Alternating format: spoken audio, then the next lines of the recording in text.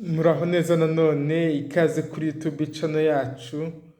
Uyu munsi tugiye kuganira ku ndwara mwatubaje cyane, indwara ya trisomy 21 cyangwa se trisomy 21 cyangwa se yitwa Down syndrome.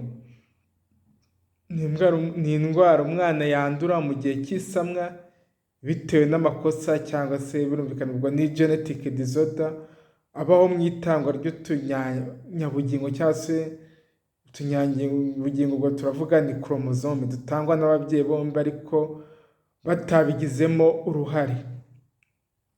Uri kumwe na Dr. Gasangwa Patrick, nkomeza kubakangurira gukora subscription kuri YouTube channel yacu kugira ngo mukomeze kujya mubona video zitandukanye tuzakomeza kujya dushyiraho ku gihe.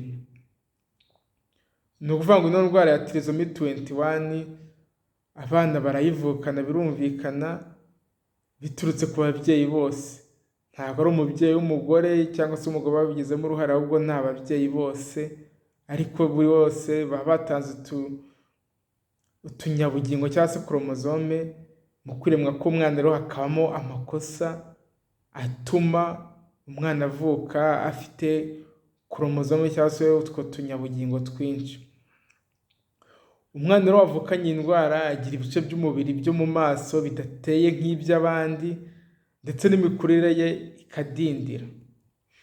Ubusanzwe rero buri umuntu muzima agira utunyabugingo cyangwa se chromosome ahabwa n'ababyeyi bombi 46. Umugore atanga 23 n'umugabo agatanga 23. Kugira ngo rero habeho trisomy 21 haba habaye ikosa, umwe muri bo agatanga utunyabugingo cyangwa se chromosome 24.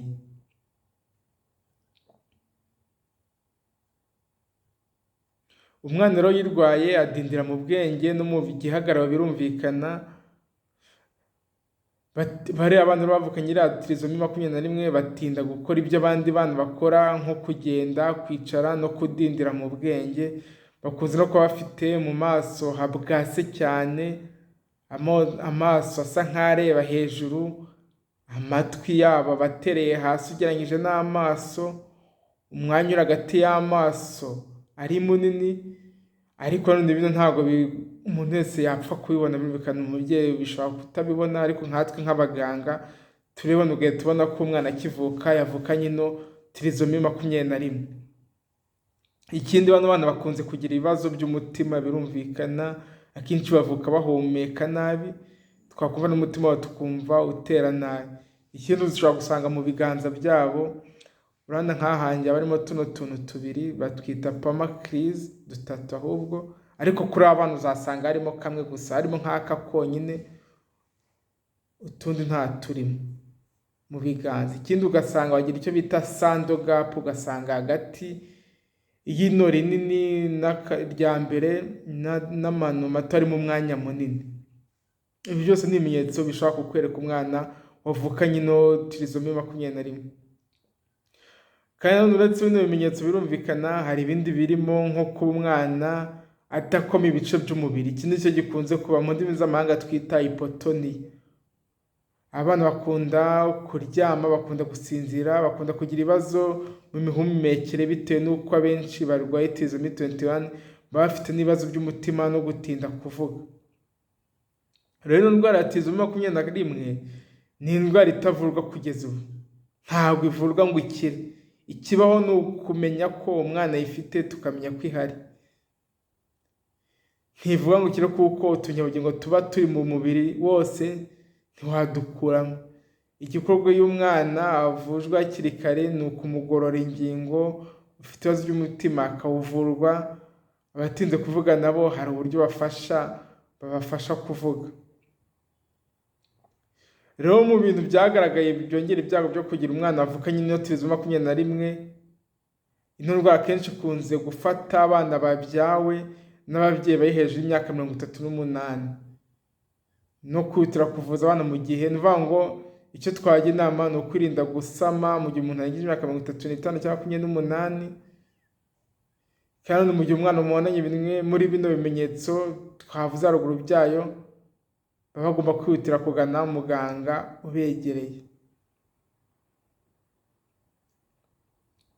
Birumvikana rero hano abana bagomba, nimba uyiketse agomba guhura na muganga w'abana, nyuma yaho agahura na muganga wa genetike kugira ngo bamupime koko bemeze nimba ayifite, ndetse n'ibindi bibazo afite bibashe gukurikirana. Rero kwirinda ino ndwara ntabwo biragoye, n'umuntu ufite munsi utwite afite imyaka 20 ashobora kubyara umwana uyifite ntawamenya. Gusa none ubushakashatsi butandukanye bwagiye bwerekana ko kwigira byiyongera cyane iyo umuntu asamye ari hejuru y'imyaka 35 cyangwa se 38, ariko bitavuze ko n'abatwite bari munsi y'iyo myaka bashobora kwigira. Nta muti wayo rero ubaho, ni ukuvuga ngo ikibaho ni ukuvura ibibazo uyifite aba afite, ariko ikosa ryabaye muri turiya turemangingo twatanzwe cyangwa se muri ziriya koromozome, utunyangingo, ziriya koromozome biba bikoze umubiri wose, ntacyo wabikoraho ngo ubihindure. Ni ukuvuga ngo birikora ugasanga hakabaye abakoromozome 2 hagiye koromozome 3, ariyo mpamvu babyita tirizomi 21. Kuri koromozome 21 haba hari koromozome 3. Tubijyanye ko koromozome mu kinyarwanda aribyo bita utunyabugingo, nimba ariko twabivuga.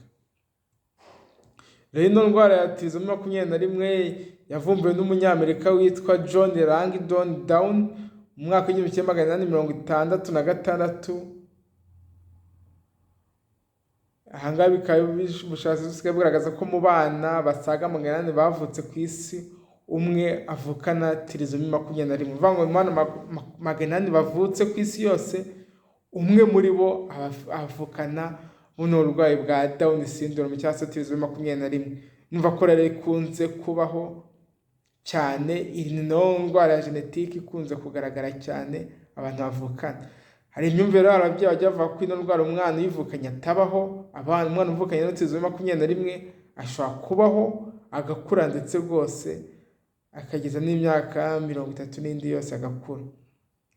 Gusa nyine bitavuze ko ibibazo bavukana bifite, ariko yakurikiranwe bigenda bigabanyuka buhoro buhoro.